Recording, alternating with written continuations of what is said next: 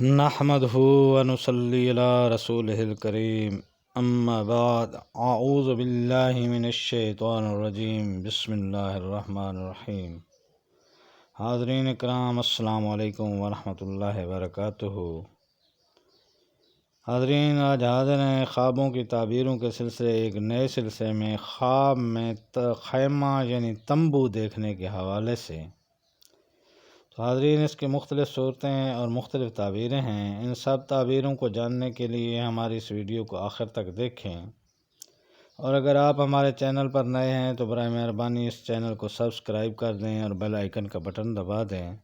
تاکہ آنے والی ہر ویڈیو آپ تک پہنچ سکے۔ تو حاضرین، چلتے ہیں خواب کی تعبیر کی جانب۔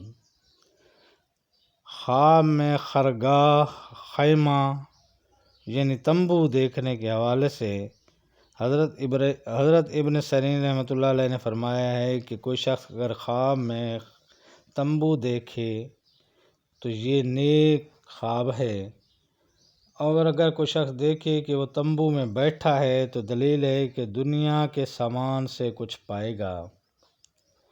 اور اگر کوئی شخص دیکھے کہ تمبو اس کی ملکیت ہے تو دلیل ہے کہ اس کو کوئی عورت ملے گی اور وہ شادی کرے گا، اور اگر کوئی شخص دیکھے کہ وہ سبز خیمے میں یا سفید خیمے میں ہے تو خیر اور نیکی کی دلیل ہے، اور اگر کوئی شخص دیکھے کہ خیمہ معلوم ہے اور سبز ہے اور اس میں بیٹھا ہوا ہے تو دلیل ہے کہ وہ دیندار ہوگا، اور اگر وہ دیکھے کہ وہ نامعلوم جگہ ہے تو دلیل ہے کہ وہ شہید ہوگا،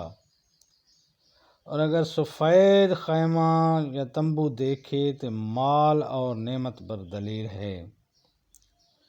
اور اگر کوئی شخص دیکھے کہ سرخ خیمہ ہے تو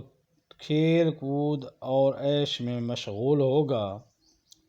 اور اگر کوئی شخص دیکھے کہ خیمے کا رنگ نیلا ہے تو غم و اندوہ اور مصیبت پر دلیل ہے، اور اگر خیمہ یعنی تمبو کا رنگ